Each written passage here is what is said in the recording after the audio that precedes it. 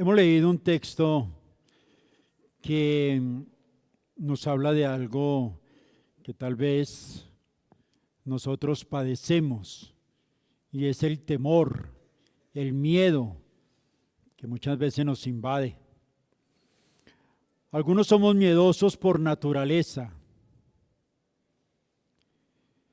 Nuestra timidez nos conduce a temer excesivamente a los hombres.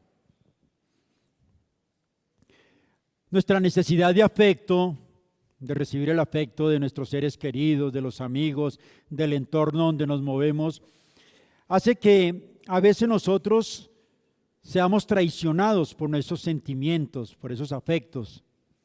Y eso nos conduce a que tengamos como una incapacidad de decir algo que podría provocar el rechazo de aquellas personas que nos rodean. Esa necesidad de afecto a veces nos hace limitar lo que podemos hablar delante de ellos.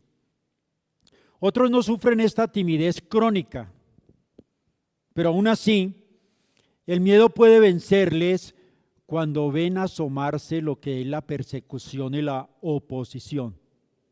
Entonces viene un temor y un miedo cuando se presenta esta oposición y esta persecución.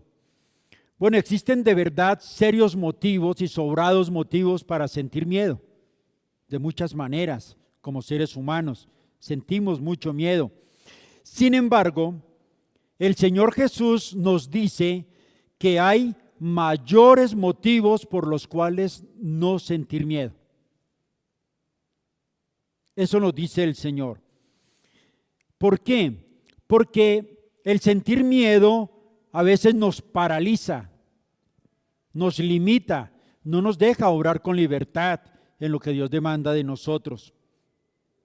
Bueno, de esto y de otras cosas estaremos meditando en este texto leído de Mateo 10, de los versículos 26 al 33, bajo el título La liberación del miedo del mensajero del rey. La liberación del miedo del mensajero del rey. Y lo vamos a ver a través de tres encabezados. Primero, lo encubierto y lo revelado. Versículos 26 y 27. Lo encubierto y lo revelado. Segundo, a manera de interrogación, ¿a quién temer? Versículos 28 al 31. Y tercero, confesión y negación, versículos 32 al 33. Comencemos con el primer punto, lo encubierto y lo revelado.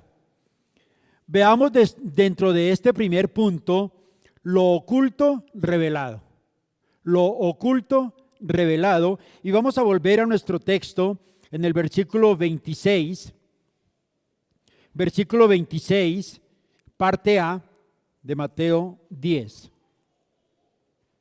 Dice así el comienzo de nuestro texto. Así que no los temáis. Versículo 26, parte A. Bueno, aquí comienza un nuevo párrafo del discurso de nuestro Señor Jesucristo. Es un nuevo tema que está proponiendo. Y lo vemos que está inducido o está jalonado por la palabra o la frase más bien, no los temáis. Así comienza el discurso en esta parte de nuestro Señor Jesucristo. No los temáis. Esta frase que el Señor nos da en este primer texto es replicada en algunos textos de los que hemos leído y de los que estamos meditando. Ustedes pueden volver, por ejemplo, al versículo 28, allí de Mateo 10, y encontrarán la misma frase. Primero en el 26, así que no los temáis. Versículo 28, y no temáis. Versículo 31, así que no temáis. Como ustedes ven, es un tema importante para el Señor Jesucristo, porque entiende lo que estos hombres y estos apóstoles, estos discípulos enfrentan y lo que vivan a enfrentar. Así que este tema de no temer es muy importante para el Señor. En el contexto, el Señor ha venido comunicando a sus discípulos que muchas persecuciones y muchos sufrimientos vendrían por la labor que les había encomendado. Y esto, por supuesto, los llevaría a padecer por causa del nombre de Jesús. Habría un padecimiento, habría mucha persecución y muchos sufrimientos en la labor que Él les había encomendado. Y esto podría llevarlos, por supuesto, a los discípulos hasta una incapacidad o un temor de menoscabar incluso la capacidad y decisión para continuar con esa misión encomendada. Esto los podría limitar al enterarse de todo esto. Ahora, el miedo, por supuesto, el miedo nos paraliza. Cuando sentimos temor y sentimos miedo, quedamos incapacitados para muchas actividades y muchas labores y muchas bendiciones que Dios tiene para nosotros. ¿Por qué? Porque el miedo paraliza algo que Dios demanda de nosotros y es la misión evangelística. Eso es lo que Dios quiere que hagamos, que evangelicemos. Y este miedo alimenta las dudas que nosotros tenemos, muchas dudas, y empieza a alimentar eso. También obstruye y hasta mata los proyectos que Dios tiene para tu vida y para mi vida. El miedo no es cualquier cosa. El miedo genera muchas frustraciones en nuestra vida, incluso nuestra vida cristiana. El miedo es una poderosa arma en las manos del maligno. El maligno las utiliza para muchas cosas. Nos mantiene esclavizados al pecado. Nos mantiene esclavizados a las adicciones, que son muchas, a veces que permitimos adicciones de muchas maneras. También a las fortalezas, a esas fortalezas que traemos, que a veces cambiar esos paradigmas es tan difícil, hermanos, y el miedo alimenta eso en las manos del maligno. Entonces tenemos también temor a la muerte física, a través de ese miedo en las manos del demonio. También tenemos temor a la destrucción y el tormento eterno en el infierno. Cualquiera que piense en esto, lo que es el tormento en el infierno, pues le va a causar pavor, y el enemigo va a buscar que eso sea un paradigma que le maneje su mente y su corazón constantemente. Ahora, si el diablo logra infundir en nosotros ese miedo, está a un solo paso de hacernos callar y abandonar nuestro testimonio cristiano. Está a un paso de que nosotros nos salgamos de la senda que Dios nos ha trazado. Ahora, Jesús no niega que las acciones de los perseguidores nos provoquen miedo. Él lo sabe, por supuesto que sí. Lo que Él dice es que no debemos permitir que el temor calle nuestro mensaje. El mensaje evangelístico. Eso es lo que Dios no quiere que pase en nosotros. Esa es la labor que nos ha dado. Así que el Señor argumenta en estos textos por qué no temer. Y vamos a ir al versículo 26, a la parte B. Volvamos al texto de Mateo 10, versículo 26, parte B. Y dice, porque nada hay encubierto que no haya de ser manifestado, ni oculto que no haya de saberse. Ahora, en principio, el temor a la persecución puede llevarnos a guardar las verdades del Evangelio, como a reservarlas, a no expresarlas como debiéramos, esas verdades secretas de Jesús. Pero lo que nos pide el Señor es que las demos a conocer pasando por encima y venciendo ese temor a la oposición.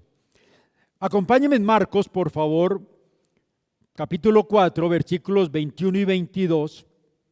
Marcos 4, 21 y 22. Y miren lo que el Señor dice con respecto a esa luz que nos da a nosotros.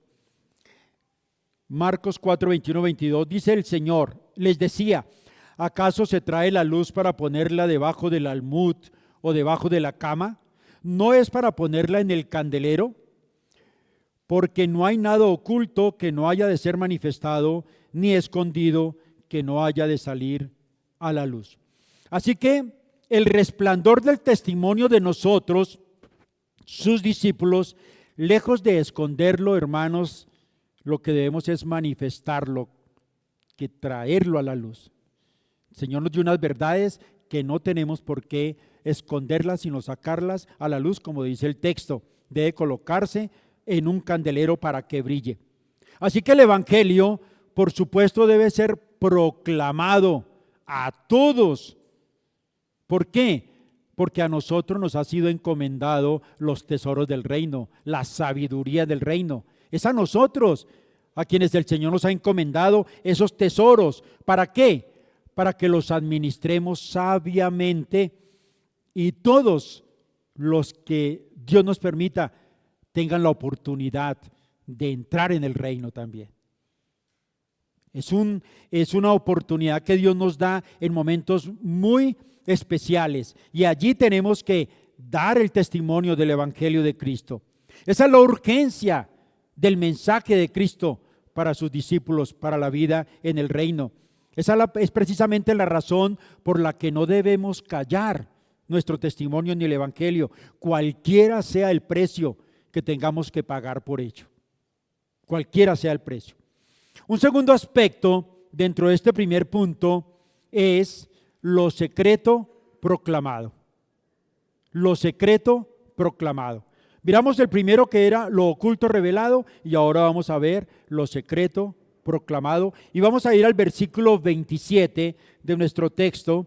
Versículo 27, dice la Escritura: lo que os digo en tinieblas, decidlo en la luz, y lo que oís al oído, proclamadlo desde las azoteas. Lo que os digo en tinieblas, decidlo en la luz, y lo que oís al oído, proclamadlo desde las azoteas.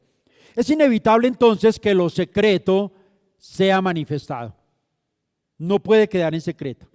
Por tanto, lo que Jesús le dice a sus apóstoles en la oscuridad, es decir, allá en lo secreto, en lo privado, Jesús les hablaba a ellos allá en lo privado y lo único que les decía era: esto debe ser proclamado en público. Eso era el mensaje para ellos. Nosotros, aunque no tenemos ese privilegio que tuvieron los apóstoles de estar en la presencia de Jesús directamente, el Señor sí nos permite a nosotros tener una intimidad con Él a través de la oración y la meditación de las Escrituras. Si no tenemos ese privilegio, y no lo tuvimos y no lo tenemos, pero sí el Señor se nos presenta allí en lo secreto, porque podemos gozar de esa misma intimidad a través de su palabra y del Espíritu que mora en nosotros.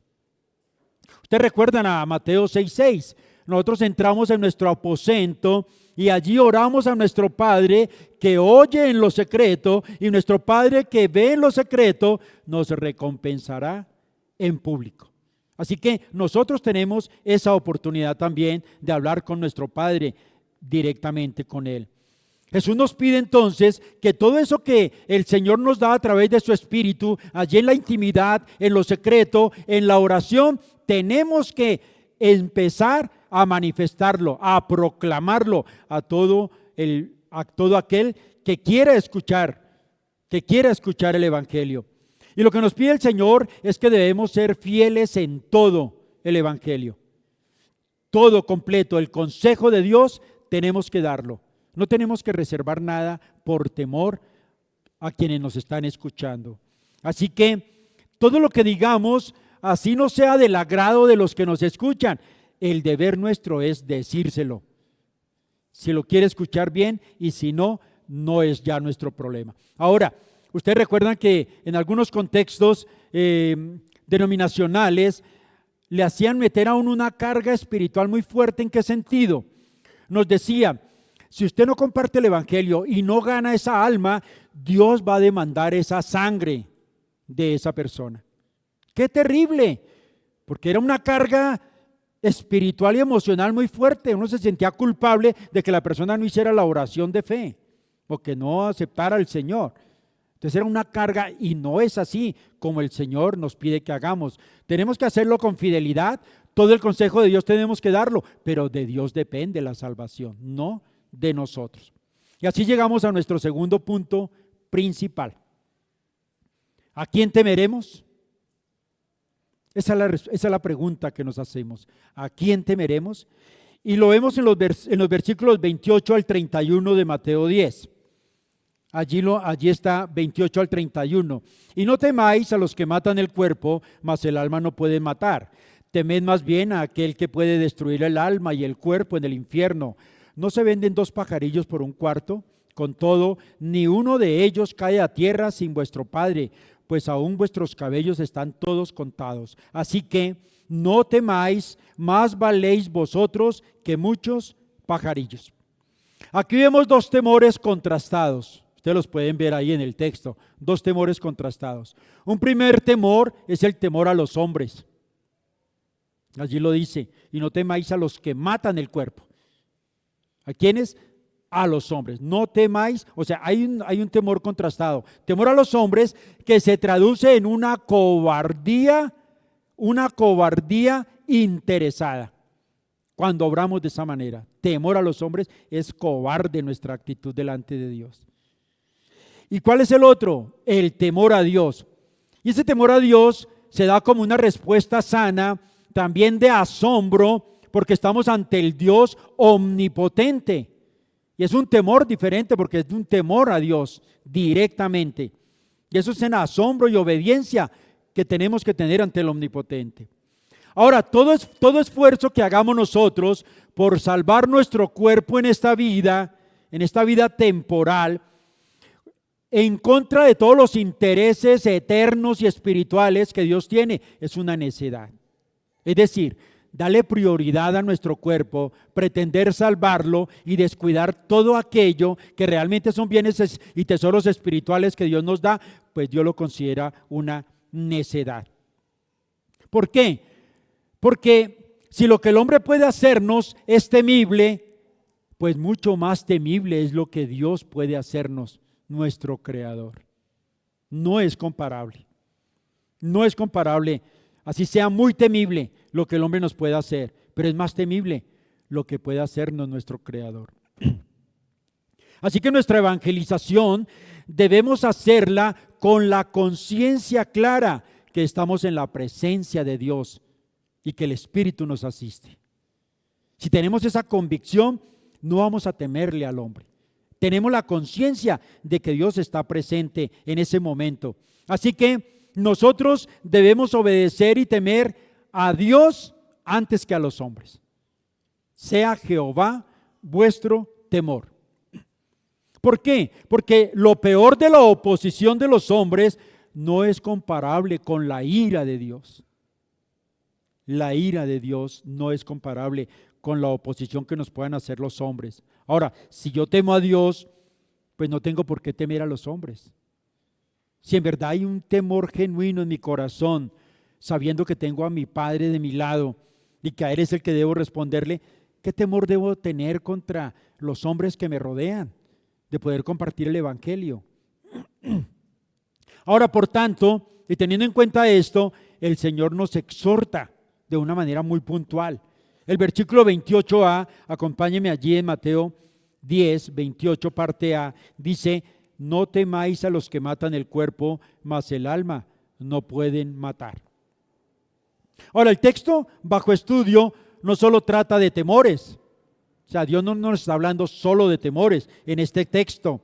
También nos enseña, y eso es un alivio para nosotros, nos enseña que la persecución tiene sus límites. O sea, que los hombres no es que puedan hacer con nuestra vida lo que quieran y destruirnos a su antojo.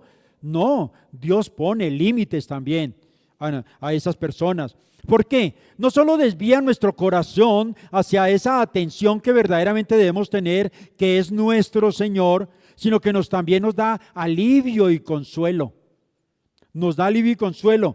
¿Por qué? Porque aún en el peor extremo del martirio que podamos tener, como lo tuvieron aquellos hombres del pasado, esos hombres solamente pudieron hacerle daño al cuerpo, pero el alma no la pudieron tocar, no le pudieron hacer daño. ¿Por qué? Dice el texto, mas el alma no pueden matar. Pueden hacer mucho daño al cuerpo, pero a nada más.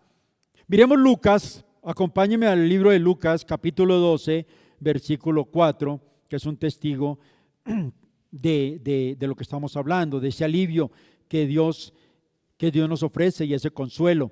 Lucas 12:4, dice así la palabra: Mas os digo, amigos míos, no temáis a los que matan el cuerpo y después nada más pueden hacer. Fíjense, solo pueden matar nuestro cuerpo, pero nada más pueden hacer.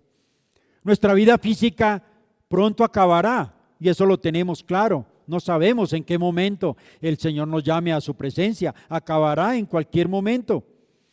Pero ¿qué ocurre?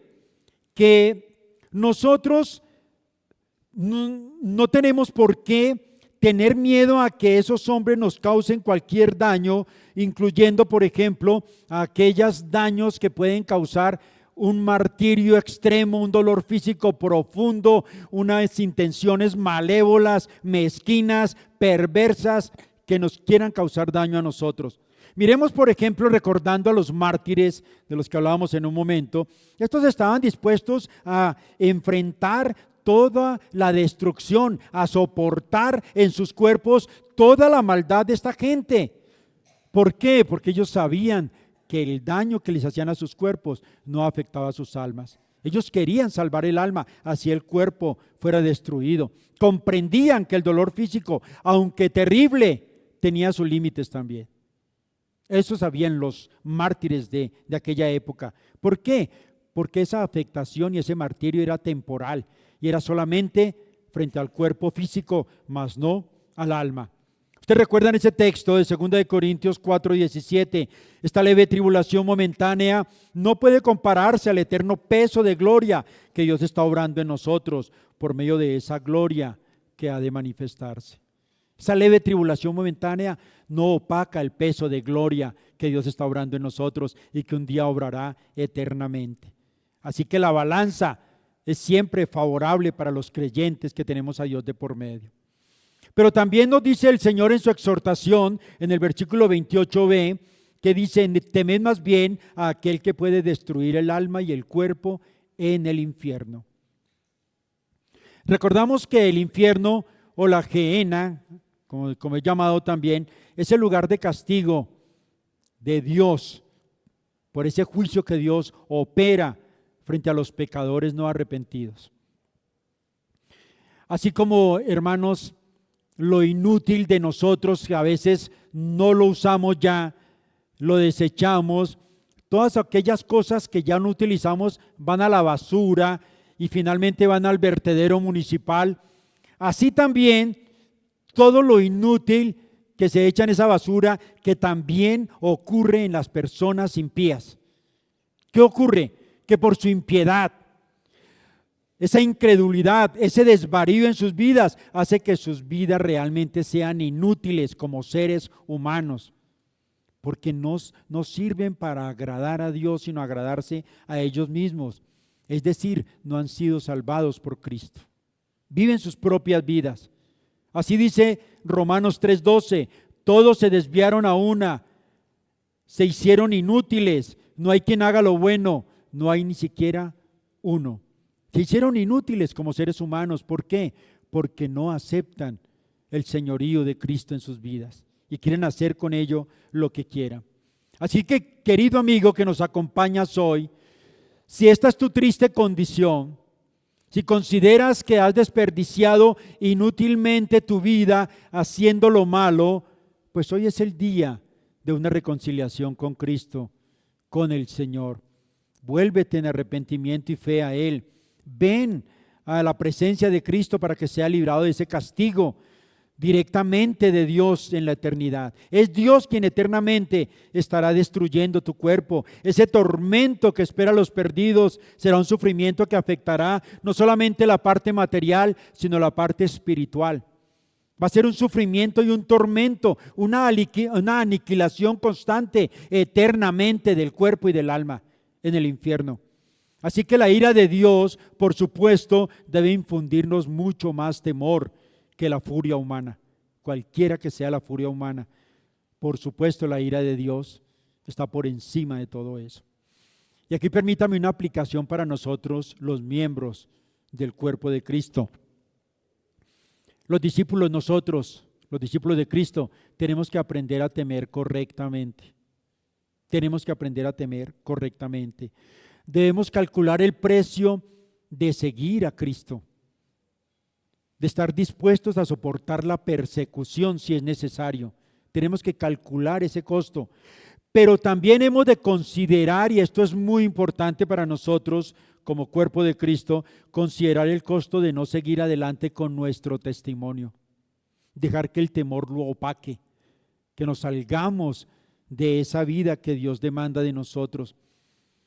Apartarnos de nuestro testimonio. ¿Por qué?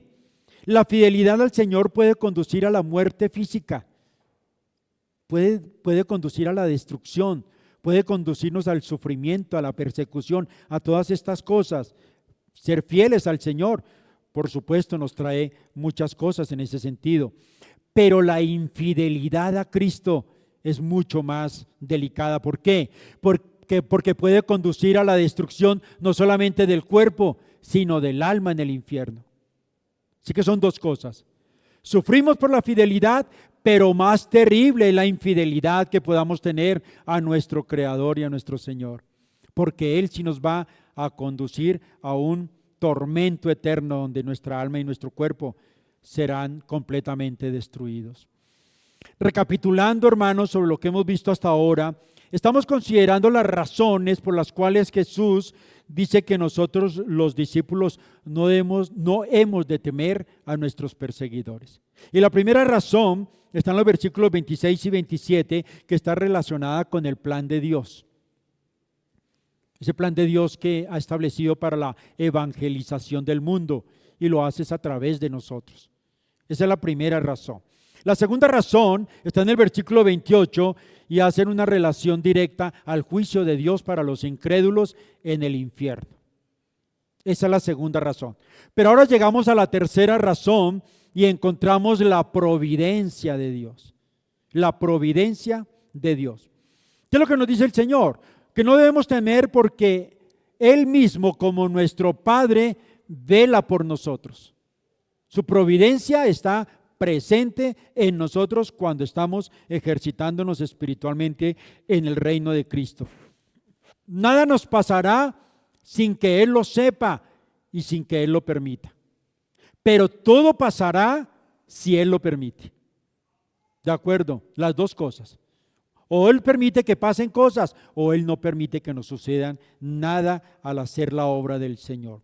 Así que para ayudarnos a entender su providencia divina, Él nos trae aquí un argumento ilustrativo y está en el versículo 29. Ustedes lo pueden leer ahí. ¿No se venden 2 pajarillos por un cuarto? Con todo, ni uno de ellos cae a tierra sin vuestro Padre. Podemos entender allí que Jesús dice que Él vela hasta por los pajarillos que son de menor valor que nosotros, por supuesto. Pero el Señor los cuida y los protege y les da todo lo que necesitan. Si Él lo hace con los pajarillos, ¿cómo no velará por nosotros, sus hijos? Así que cuanto más conscientes nosotros somos de su providencia divina, de que por experiencia personal entendemos que Dios nos guarda, nos protege, nos cuida, nos provee todo lo necesario, que nos sostiene de su poderosa mano y nos guarda, con esa mayor confianza podemos hacer la evangelización, porque entendemos que nuestro Padre nos cuida y nos protege. No tenemos por qué tener temor. Si cuida a los pajarillos, nos va a cuidar mucho más a nosotros, y por eso la evangelización puede hacerse de una manera mayor, con mayor libertad, con mayor consagración y regocijo en el Señor. Y para ilustrar más la providencia en nosotros, nos dice el Señor, y volvamos al versículo 30, por favor, pues aún vuestros cabellos están todos contados. Aún vuestros cabellos están todos contados. Así que Dios, en su providencia, imagínense, le importa hasta uno de nuestros cabellos que puedan caer de nuestra cabeza. Imagínense si Dios se preocupa por cosas tan insignificantes, porque son insignificantes estar pensando en un cabello de nosotros y está pendiente de eso. Si aún vela por algo tan pequeño, ¿será que no se preocupará de nosotros, sus discípulos, si somos sometidos a insultos, a maltratos, a torturas, a muerte? Por supuesto que sí. Ustedes ven la comparación. Se preocupa por un cabello ¿cómo no se va a preocupar cuando nos demanda a nosotros que hagamos una obra para Él y no nos va a sustentar en esa evangelización? Tenemos la certeza de que Él está con nosotros. Si nosotros vemos esa evidencia de Dios que está presente en lo infinitamente pequeño como en lo infinitamente grande, podríamos hacer esta reflexión. ¿Será que acaso nosotros nos hemos detenido para realizar el recuento de nuestros cabellos en nuestra cabeza? Creo que ninguno. Bueno, algunos de pronto ya nos queda más fácil hacer ese recuento, como calvinistas, pero no es el caso. Nosotros no hacemos ese recuento de nuestros cabellos, tampoco controlamos de una manera habitual cuánto respiramos por cada minuto. Nosotros no estamos pendientes de eso, de cuántas veces respiramos por cada minuto. Y tampoco nosotros determinamos cómo corren los glóbulos rojos a través de nuestras venas. Nosotros no estamos pendientes de esas cosas, pero fíjense que Dios sí. Dios sí está pendiente de cada detalle que ocurre en nosotros. ¿Y por qué? Porque esa es su preocupación, esa es la vigilancia que tiene de nuestras vidas, no solamente en virtud de su creación, sino también esa redención aplicada a nuestras vidas como creyentes. Por esas dos razones, Él cuida todos los detalles. ¿Por qué? Porque es un Padre especial, es nuestro Padre amoroso. Él nos ha escogido como suyos. Él se preocupa por cada uno de nosotros en medio de las persecuciones. Y por lo tanto, hermanos, no temamos, porque somos de mayor valor inestimable para Dios. Somos de mayor valor. Ahora, si Él se ocupa por los gorriones, que son estos pajarillos del versículo 31, así lo leen allí, por favor. Así que no temáis, más valéis vosotros que muchos pajarillos. Bueno, mucho más cuidará de nosotros y cuida de estos pajarillos. Somos sus hijos, estamos redimidos, y no solamente redimidos como un concepto, sino que fuimos redimidos a precio de sangre, de su propia sangre derramada en la cruz. Él nos compró con esa sangre y nos hizo, ¿qué? Herederos de Dios, coherederos con Cristo. Somos príncipes en ese templo, en esa vida de un rey como el Rey de Reyes. Allí estamos nosotros también en su casa, como príncipes allí.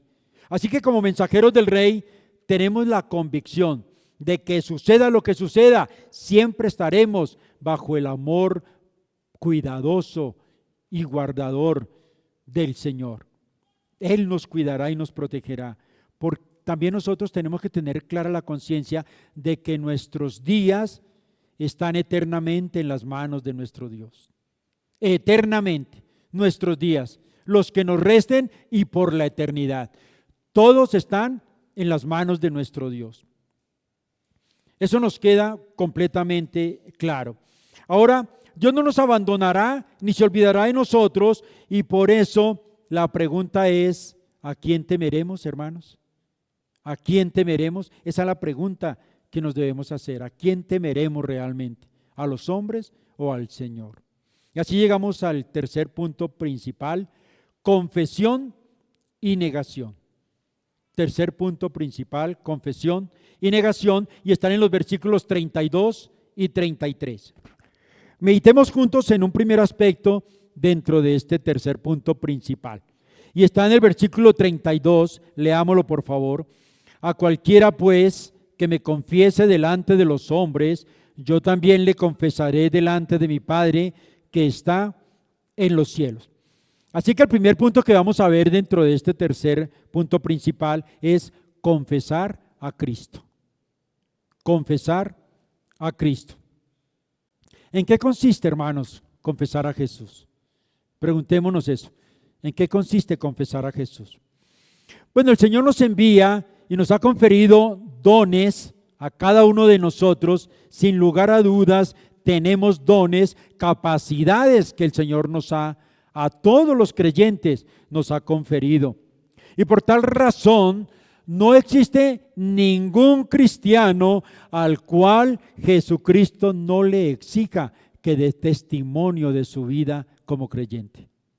Por esa misma capacidad que nos ha habilitado en esos dones que nos ha conferido. Así que todos nosotros como creyentes tenemos el deber y tenemos esa obligación de dar testimonio al mundo siempre que se nos presente la oportunidad y la ocasión.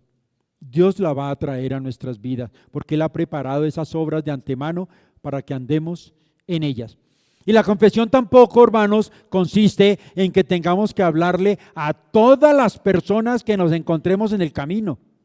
No es así. Eso no nos demanda el Señor. No necesariamente tenemos que hablar con todos. ¿Por qué? Porque a veces somos sabios si callamos también. A veces somos sabios si callamos delante de aquellas personas que no quieren escuchar. Así lo dice el texto de Mateo 7:6. No deis lo santo, ¿a quién? A los perros. Ni tampoco echéis vuestras perlas delante de los cerdos, no sea que las pisoteen y se vuelvan y os despedacen. Así que nosotros en la evangelización que tenemos que desarrollar, tenemos que tener prudencia también. Prudencia y discernimiento con qué personas estamos tratando. ¿Por qué? Máxime a veces en situaciones de persecución. Si hay lugares donde hay persecución y no permiten, por ejemplo, la exposición del Evangelio, pues hay que tener cierto discernimiento y prudencia para hablar del Evangelio. Pero también en medio de nosotros, sabemos que hay personas que no quieren escuchar. Y eso es darle las perlas, tirar las perlas a los cerdos. Entonces está claro, hermanos, que la confesión que el Señor manda aquí denota que debemos manifestarnos como verdaderos discípulos suyos. Tenemos que hablar como Dios demanda que hablemos. ¿Por qué? También hay muchos que en muchas ocasiones han confesado a Cristo públicamente, pero de un momento a otro ya dejaron de confesarlo. Ya ustedes ven que no tienen la misma animosidad ni el mismo espíritu y callan el Evangelio. Llegan al otro extremo. No vuelven a hablar de Cristo. Se van completamente enfriando espiritualmente, porque no se activan en eso que Dios demanda. Y han dejado de confesarle en palabra y obra. Y uno ve cristianos que estaban con nosotros, pero ya no están con nosotros. No eran de nosotros. Entonces prestemos, hermanos, la debida atención al mensaje del versículo 32 antes de que entremos en el versículo 33. Pensemos en esto, hermanos. El versículo 32 nos dice que a cualquiera pues que me confiese delante de los hombres, yo también le confesaré delante de mi Padre que está en los cielos.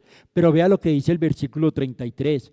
Y a cualquiera que me niegue delante de los hombres, yo también le negaré delante de mi Padre que está en los cielos.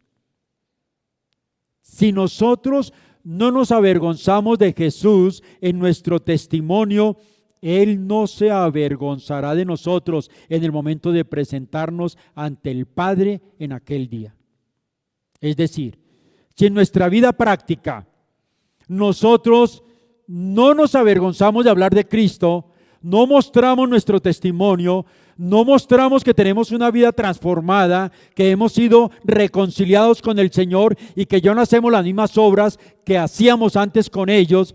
Si nosotros nos avergonzamos, el Señor, cuando nos vaya a presentar delante de Dios, Él se avergonzará también de nosotros en ese día final.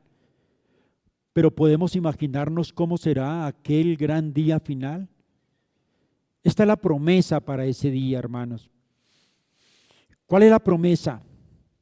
Si nosotros somos fieles en nuestro testimonio confesando a Cristo, Él mismo nos reconocerá delante del Padre como aquellos que hemos creído en Él y que le hemos servido. Tiene una conexión directa a lo que vivamos ahora y lo que vamos a enfrentar en el día final. Tiene una conexión directa, hermanos. Un día que usted pase desapercibido de esto, es un día que se pierde de llevar el Evangelio a los demás. Así que el mismo Señor que nos presenta delante del Padre es el mismo al que le hemos servido y del cual hemos dado testimonio nosotros. ¿Por qué? Porque aquel que vive para siempre intercediendo por nosotros, que es nuestro Señor Jesucristo, Él nos conducirá delante del Padre y nos presentará como suyos, como su propiedad. Y entonces escucharemos las palabras que todos queremos escuchar en aquel día. Mateo 25:34. Entonces el rey dirá a los de su derecha: venid benditos de mi Padre, heredad del reino preparado para vosotros desde la fundación del mundo. Esas serán las palabras que todo creyente querrá escuchar en aquel día, no otras diferentes. Por eso tenemos que tener conciencia de lo que hacemos a diario como creyentes, porque viene el versículo 33. ¿Qué significa negar a Cristo? Esto es terrible. Y a cualquiera que me niegue delante de los hombres, yo también le negaré delante de mi Padre que está en los cielos. ¿Cuál es la alternativa de confesar a Jesús? Pues negarle. Si tú no le confiesas, ¿qué estás haciendo? Negándole. Eso estamos haciendo. ¿Qué significa negarle? Bueno, significa repudiarlo, negarse a reconocerlo como suyo propio. También es desconocerlo abiertamente al Señor. Todos sufrimos, por supuesto, la tentación de esconder nuestro testimonio. Todos sufrimos eso. Tenemos esa tentación de esconder nuestro testimonio cristiano frente a esas persecuciones que a veces vienen a nuestras vidas. Esas presiones que tenemos a nuestro alrededor. La burla de que somos objeto también hace que nosotros callemos nuestro testimonio y neguemos al Señor Jesucristo. Cuando estamos solos ante los incrédulos, podemos sentirnos ridículos de hablar del Evangelio, de hablar de Cristo. Estamos solos en medio de incrédulos y no abrimos la boca, nos da temor de hablar de Cristo. No nos importa defender la causa de Cristo en esas situaciones. Le negamos abiertamente. No importa lo que digan de Cristo, su causa no nos importa. Porque callamos nuestro testimonio. Actuamos como si no conociéramos a nuestro Redentor, como si nada hubiera hecho por nosotros. Así obramos, como si no nos importara el nombre de Dios, que sea blasfemado o que el Evangelio sea ridiculizado. Cuando hacen esas bromas y esas charlas que no traen sino palabras groseras y burlas al Señor, nosotros a veces nos quedamos callados, no decimos absolutamente nada y nos hacemos partícipes cobardemente y hipócritamente de esas mismas conversaciones que ofenden a Dios. Es muy probable que muchas personas nieguen a Jesucristo con ese silencio cobarde. Es un silencio cobarde y así tenemos que verlo. Aunque hay muchos que ya deliberadamente expresan en contra de Cristo, pero nosotros con nuestro silencio cobarde también lo estamos negando al Señor. Otros menos cobardes en cuanto al testimonio hablado, sin embargo, niegan a Cristo con sus acciones. Sus acciones demuestran que no tienen una vida en verdad consagrada, que no entienden el propósito de que Dios pagó en la cruz del Calvario con su cuerpo y con su sangre. ¿Cuáles serían esas acciones, hermanos? Bueno, a veces nos damos el lujo de cometer faltas que aparentemente son pequeñas. Pareciera que no son muy importantes. No, qué embarrada, que la embarré, hice algo indebido, pero no le damos el peso que eso conlleva. Hermano, vivimos con esa atención a nuestra propia comodidad permanentemente. Solo pensamos en nosotros y en nuestra satisfacción.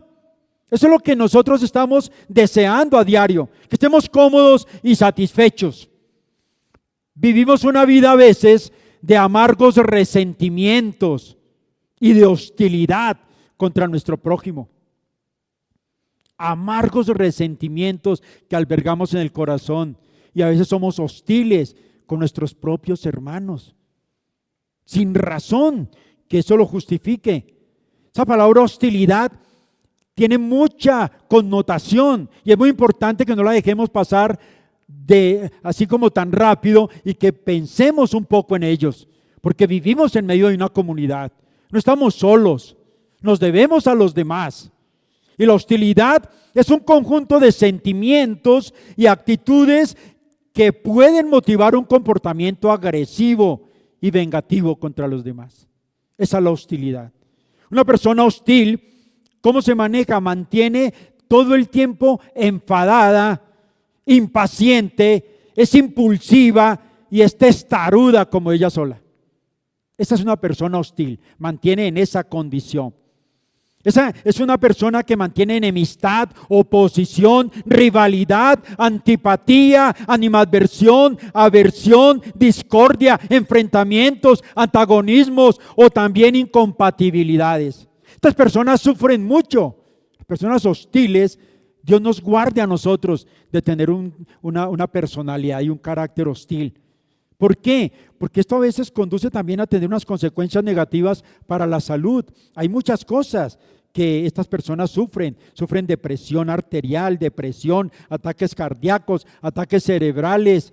No es cualquier cosa ser hostiles con los demás, con los que nos rodean. Qué terrible es eso. O también vivir una vida en medio de nosotros donde se requiere servicio, caridad, generosidad cristianas y a nosotros nos parece que eso no es importante. Estamos manifiestamente ausentes de estas cosas. Aunque estamos presentes aquí en la iglesia, estamos ausentes de estas cosas que Dios demanda.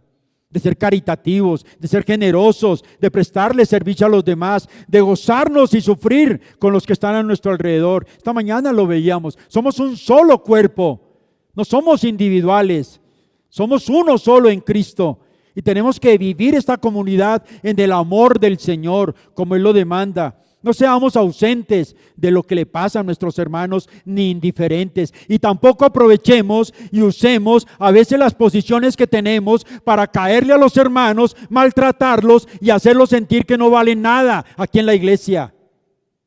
Tengamos mucho cuidado con eso, porque Dios no pasará por alto esas ofensas que cometemos contra su propio cuerpo. Así que más bien pensemos como aquellos cristianos del primer siglo que se exhortaban mutuamente a mantener ese testimonio cristiano vivo y eficaz en la iglesia y aún al precio del martirio que ellos tuvieron que sufrir. Podemos recordar, por ejemplo, en aquella época cristiana, de la iglesia primitiva, esa letra de aquel himno que fue citado por Pablo, inspirado obviamente por las palabras de Jesús, cuando decía el Señor: si morimos con Él, también viviremos con Él. Si perseveramos, también reinaremos con Él. Pero también si lo negamos, Él también nos negará. Segunda de Timoteo 2, 11 y 12. Hermanos, reconozcamos que nosotros somos beneficiarios de esa fidelidad de esas generaciones pasadas.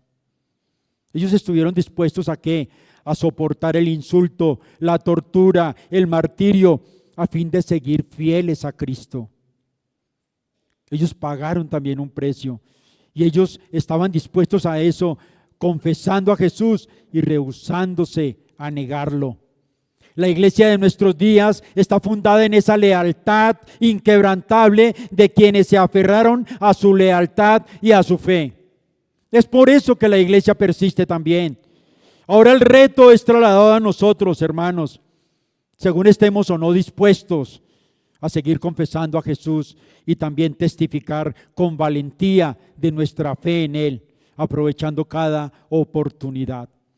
Observemos, hermanos, que nuestro compromiso es ante todo con una persona, no es con una causa, no es con una ideología, no es con un credo, no es con la iglesia. No, hermanos, es con una persona. Es decir, la confesión exigida es estrictamente cristocéntrica.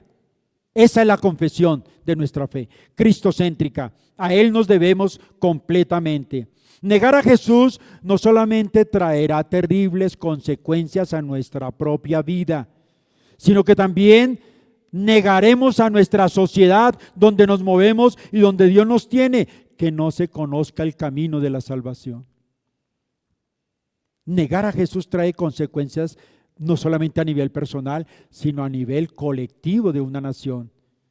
Somos la autoridad, y lo veíamos hoy en la lectura, somos la máxima autoridad en la tierra y nosotros somos los llamados a evangelizar este mundo perdido. somos nosotros y tenemos todas las herramientas para hacerlo.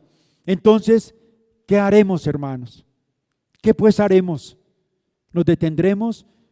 ¿Estaremos temerosos, miedosos o haremos lo que Dios demanda de nosotros? En conclusión, vivir de estas maneras, negando al Señor con nuestras palabras, con nuestro silencio o con nuestras acciones, indicará finalmente que en nuestra vida, nuestra fe es una supuesta fe en Cristo. No es verdadera si seguimos obrando de esa manera, porque no es una profesión verdadera, sino completamente vana y sin sustancia. No estamos dando testimonio de Cristo. Si este fuera el caso, el tuyo, y si fuera el caso mío, y si fuera el caso de nuestra iglesia, deberíamos estar preparados para oír las terribles palabras del Señor en aquel día. Apartaos de mí, malditos, al fuego eterno preparado para el diablo y sus ángeles. Son las dos voces que se escucharán, no habrá una intermedia. Venid benditos de mis padres o apartados de mí, malditos. No hay ninguna otra manera. La negación de Cristo sobre la tierra será retribuida con la negación delante de Dios en los cielos. Esa será la retribución. Aquellos cuyas vidas hoy dicen constantemente, nunca te conocí, tendrán que oír también aquella voz que dirá ese día final, nunca te conocí. Así lo dirá el Señor. Hermanos, que Dios nos ayude para que seamos fieles en nuestro testimonio de fe en Cristo Jesús sin temor alguno. Que Dios nos ayude. Oremos, hermanos. Bendito Señor y Padre, entendemos que el temor es el resultado de una falta de fe. No creer en tu poder, Padre Santo, y especialmente en tu amor y tu disposición a actuar en nuestro favor. Ayúdanos a vencer el miedo conforme a tu gracia y a tu poder, bendito Dios. Espíritu Santo, infunde en nosotros mayor respeto, reverencia, asombro, honor, adoración, alabanza y amor a Cristo. Padre, que podamos reconocer tu majestad, poder y tu santidad, todopoderoso, bendito Dios. Todo esto nos llevará a tener un respeto saludable hacia ti, bendito Padre. Ayúdanos, Padre, para tener un espíritu de amor, un espíritu de poder y de dominio propio real en nuestras vidas, lo cual es opuesto al temor completamente, porque en el amor tuyo no hay temor, sino que tu perfecto amor echó fuera todo nuestro temor. Dios les bendiga, hermanos. Muchas gracias.